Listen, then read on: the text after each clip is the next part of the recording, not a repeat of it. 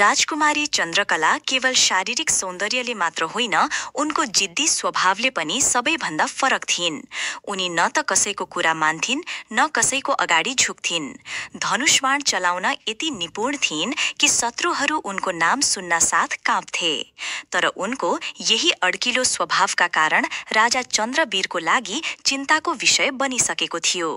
राजा चन्द्रवीरको एउटै चाहना थियो, उनकी छोरीको विवाह योग्य व्यक्तिसँग होस् जो उनको सौन्दर्य मात्र होइन, स्वभावलाई पनि स्वीकार गर्न सकोस्। तर चन्द्रकला कुनै सामान्य राजकुमारी थिइनन्।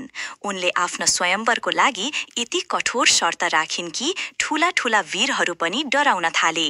स्वयम्वरको दिन आयो। दरबारमा उपस्थित भीड अगाडि उनले कठोर स्वरमा घोषणा गरिन्, जो मलाई विवाह गर्न चाहन्छ उसले आफ्नो वीरता र लोभमाथि नियन्त्रणको परीक्षा दिनुपर्छ। उसले बोल्ने झरना मुनिको खजाना ल्याउनु पर्नेछ। तर त्यो खजाना सामान्य होइन, न त त्यो यात्रा सजिलो हुनेछ। तिमीहरूमध्ये धेरै त्यहाँबाट फर्कन सक्ने छैनौ। सबैको अनुहारमा त्रास फैलियो। बोल्ने झरना गोर्खा र तनहुँको सिमानामा पर्ने, जहाँ झरनाको गर्जन कोसै टाढा सुन्न सकिन्थ्यो। तर त्यहाँको पानीमा एक अलौकिक शक्ति बस्दथ्यो, सत्य र असत्य छुट्याउन सक्ने शक्ति। कथा अनुसार झरनाले आगन्तुकसँग प्रश्नहरू सोध्थ्यो। जो झुट बोल्थ्यो, झरनाले उसलाई निल्थ्यो। धेरै राजकुमारहरूले प्रयास गरे, तर कोही पनि फर्किएनन्। राजा चन्द्रवीर निराश हुँदै गएका थिए। चन्द्रकला भने अडिग थिइन्। यदि कोही मेरो योग्य छ भने ऊ त्यो खजाना ल्याउन सक्नेछ, उनी हाँस्दै भन्थिन्।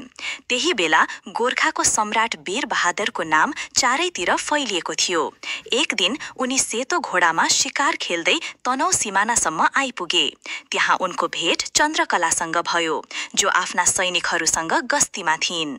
तिमी को हौ जसले मेरो राज्यको सीमा पार गर्यौ? चन्द्रकलाले कठोर स्वरमा सोधिन्। वीर बहादुरले शान्त स्वरमा भने, म गोर्खाको सम्राट वीर बहादुर हुँ, अन्जानेमा यहाँ आइपुगे। चन्द्रकलाले व्यङ्ग्यपूर्वक हाँस्दै भनिन्, तपाईँ नै ती महान वीर बहादुर हो? यहाँ शिकारको लागि स्थान छैन, फर्कनुहोस्। वीर बहादुर मुस्कुराउँदै फर्किए, तर उनी चन्द्रकलाको रूप र स्वभावबाट प्रभावित भइसकेका थिए। वीर बहादुरको मनमा चन्द्रकलाको अड्यालो स्वभाव र सौन्दर्य बसिसकेको थियो। उनी गोर्खा फर्किए, तर मन उदास रह्यो। चन्द्रकला उनको सोचमा बारम्बार आइरहिन्। जब राजा चन्द्रवीरसम्म यो भेटको खबर पुग्यो, उनी आशावादी भए। साँच्चै वीरबहादुर नै ती व्यक्ति हुन सक्थे जो चन्द्रकलाको शर्त पूरा गर्न सक्थे। राजाले तुरन्तै दूतलाई गोर्खा पठाए र वीरबहादुरलाई निमन्त्रणा दिए। वीरबहादुर हर्षित भए। उनी तनहुँ पुगे। भव्य स्वागत भयो। राजाले एकान्तमा भने, सम्राट वीरबहादुर, तपाईको वीरता र बुद्धिको ख्याति हामीसम्म आइपुगेको छ। म चाहन्छु तपाईँ मेरी छोरीसँग विवाह गर्नुहोस्। तर त्यसका लागि तपाईँले उसकी शर्त पूरा गर्नुपर्छ। बोल्ने झरनाको खजाना ल्याउनुपर्छ। वीरबहादुर केही बेर मौन रहे। उनले झरनाका कथाहरू सुनेकै थिए। तर अब यो केवल खजाना नभएर प्रेम र कर्तव्यको परीक्षा बनिसकेको थियो। उनी बोले, म यो चुनौती स्वीकार गर्छु। जब यो कुरा चन्द्रकलासम्म पुग्यो, उनी हाँसिन्। त्यो खजाना ल्याउने कुनै पनि जन्मिएको छैन।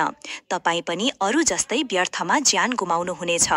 वीरबहादुरले शान्त स्वरमा जवाफ दिए, राजकुमारी, तपाईँको शर्त मलाई चुनौती जस्तै लाग्छ। यो केवल खजाना होइन, तपाईँको विश्वास जित्ने अवसर हो। भोलिपल्ट बिहानै वीरबहादुर आफ्ना घोडामा चढेर यात्रा सुरु गरे। साथमा थियो तलवार, धनुष र अडिग साहस। जङ्गलबाट हुँदै अनेक सङ्केतहरू पाउँदै उनी झरनातर्फ अगाडि बढे।